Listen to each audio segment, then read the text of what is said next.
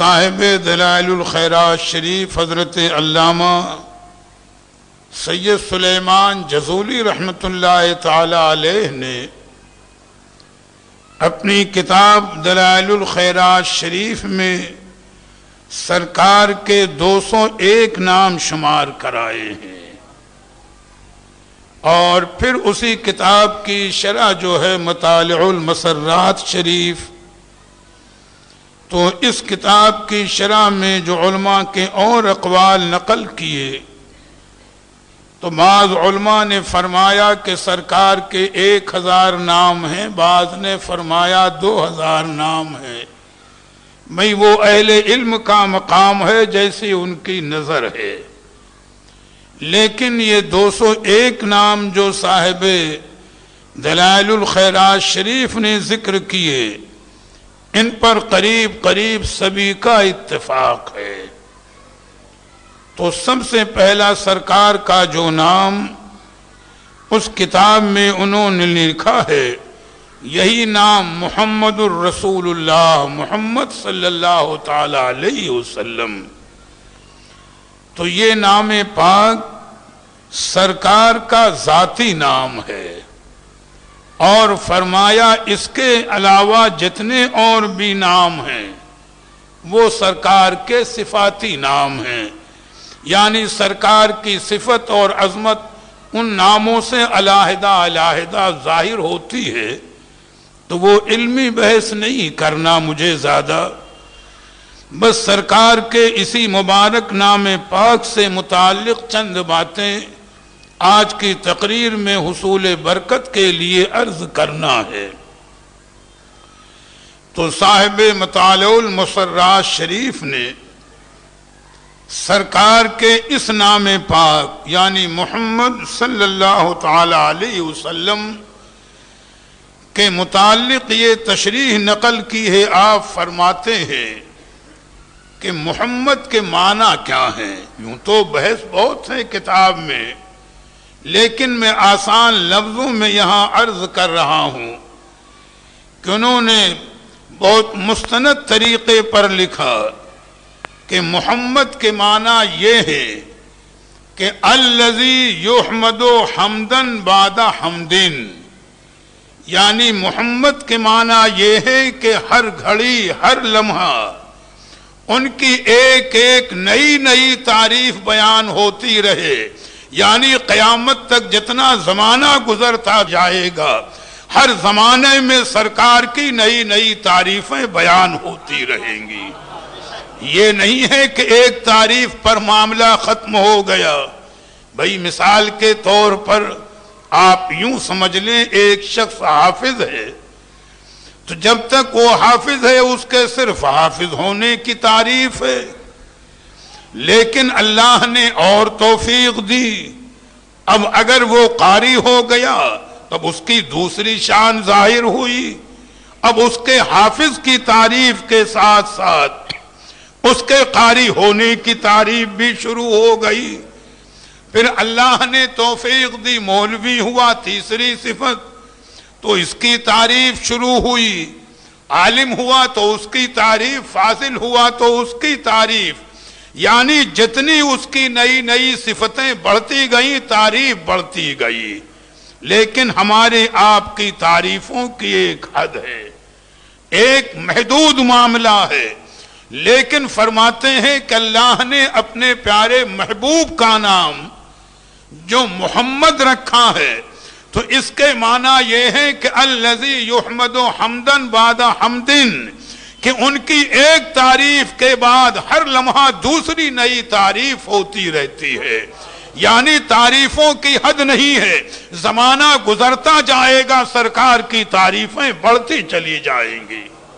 تو سرکار کی عظمت اور سرکار کے فضائل کو سمجھنا آسان نہیں ہے، اور غالباً اسی کو ہمارے دادا پیر سیدنا حجت الاسلام حضرت مولانا حامد رضا خان رحمت اللہ تعالی علیہ نے اپنے ایک شعر میں بڑے پیارے انداز سے فرمایا اور بڑے اچھے انداز پر فرمایا کہ سرکار کی شان یہ ہے کہ لیسل آن کما کان رسول عربی، پہلے مصرے میں فرماتے ہیں لیسل آن کما کان رسول عربی، یعنی میرے آقا ابھی جو زمانہ گزر گیا، مثلا دن گزرا تو دن میں جس مرتبے پر فائز تھے، رات آئی تو اس سے اعلیٰ مرتبے پر فائز ہو گئے، کل دن آئے گا تو اس سے اعلیٰ مرتبے پر ہوں گے۔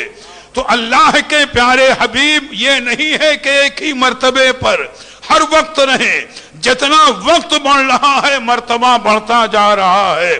تو کل یومن ہوا فی شان رسول عربی، یعنی ہر دن اللہ کے حبیب کی شان بڑھتی جا رہی ہے۔ تم یہاں کیوں نہ ہو؟ اس لیے کہ رب تعالیٰ نے ارشاد فرمایا کہ وَلَلْآخِرَةُ خَيْرٌ لَكَ مِنَ الْأُولَىٰ، ہے آیت کریمہ، رب فرماتا ہے وَلَلْآخِرَةُ خَيْرٌ لَكَ مِنَ الْأُولَىٰ، یعنی اے پیارے محبوب آپ کی ہر آنے والی گھڑی، ہر گزرنے والی گھڑی سے بہتر ہے، یعنی جو گھڑی گزر گئی اب جو گھڑی آ رہی ہے وہ آپ کے لیے بہتر ہے۔ تو زمانہ گزرتا جا رہا ہے، نبی کا مرتبہ اور شان بڑھتی جا رہی ہے۔ تم یہاں ان کی عظمت اور ان کے مقام کو سمجھنا اتنا آسان نہیں ہے، اور یہیں پر بات جب ضمناً آ گئی ہے سمجھانے کے لیے، فضائل پر ہی میری یہ تھوڑی دیر کی گفتگو ہے۔ اللہ تعالیٰ آپ کو اور ہمیں توفیق ادب عطا فرمائے، اپنے حبیب کی سچی محبت عطا فرمائے۔ حضرت سیدنا حسان ابن ثابت رضی اللہ تعالی عنہ یہ اللہ کے پیارے حبیب کے بڑے مشہور چہیتے صحابی ہیں، اور اتنے مقرب بارگاہ ہیں کہ اگر کبھی کفار سرکار کی ذات پر کوئی اعتراض کرتے، اگر کفار سرکار کی ذات پر کوئی اعتراض کرتے، بھئی مخالف تو اعتراض کرے گا ہی، بھئی معترض کی مثال تو علماء نے بتائی ایسی ہے، المعترض و کلامہ، اعتراض کرنے والا مثل اندھے کے ہوتا ہے، یعنی وہ حقیقت اور کمال کو دیکھ نہیں پاتا، کسی بھی صورت سے دیکھ نہیں سکتا، چونکہ اس کی نگاہوں پر حسد کا، بغض کا، کینے کا، اناد کا پردہ پڑا ہوتا ہے۔ کمال تو عقیدت کی نگاہوں کو نظر آتا ہے، محبت والی نگاہیں ہیں تو کمال نظر آتا ہے۔ سرکار جلوہ فرما ہے، مشہور روایت ہے، سیدنا ابو بکر صدیق تشریف لائے، حاضر بارگاہ ہوئے، اور سرکار کا دیدار کرنے کے بعد عرض کیا یا رسول اللہ آپ جیسا کوئی حسین و جمیل نہیں۔ بھئی بات تو صحیح کہہ رہے ہیں، بڑے ادب سے عرض کیا کہ یا رسول اللہ صلی اللہ تعالی علیہ وسلم آپ جیسا کوئی حسین و جمیل نہیں، حسن و جمال والا نہیں۔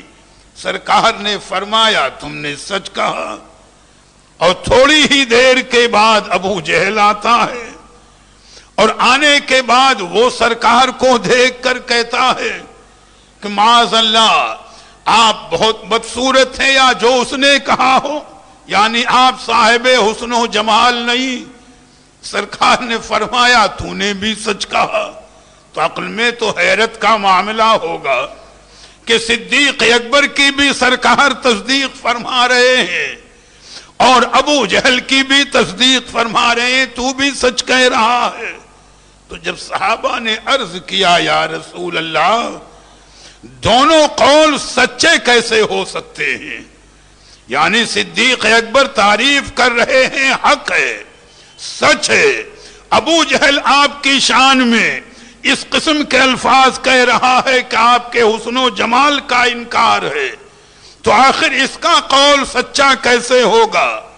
تو مثنوی شریف کے اندر معروم رحمت اللہ تعالی علیہ نے اس واقعے کو نقل کرنے کے بعد یہ شعر لکھا کہ سرکار نے صحابہ سے جواب میں فرمایا اے صحابہ سنو، میں نے ابو بکر صدیق رضی اللہ تعالی عنہ کے قول کی بھی تصدیق کی اور ابو جہل کے قول کو بھی کہا کہ تو بھی ٹھیک کہتا ہے.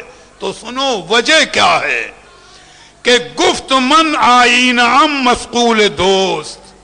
سرکار فرماتے ہیں گفت من آئین ام مسقول دوست ترک ہندی درمنا بینت کے اوست. بھئی آپ پہلے سمجھ لو، ایک نورانی آئینہ آپ کے سامنے ہو، ایک نورانی آئینہ، چمک والا آئینہ سامنے ہو.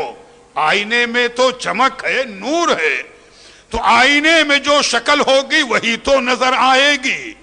بھائی کوئی حسین و جمیل ہے تو آئینے میں حسین و جمیل نظر آئے گا، بدصورت ہے تو بدصورت نظر آئے گا. خرابی آئینے کی نہیں ہے، خرابی صورت کی ہے.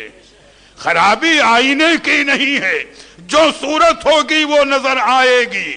تو سرکار صحابہ کو سمجھا رہے ہیں کہ من آئین ام مسقول دوست، رب تعالیٰ نے مجھے ایک نوری آئینہ بنایا ہے، میرے نور اور چمک میں کوئی کمی نہیں ہے، جیسی شکل ہوگی ویسا اس میں نظر آئے گا.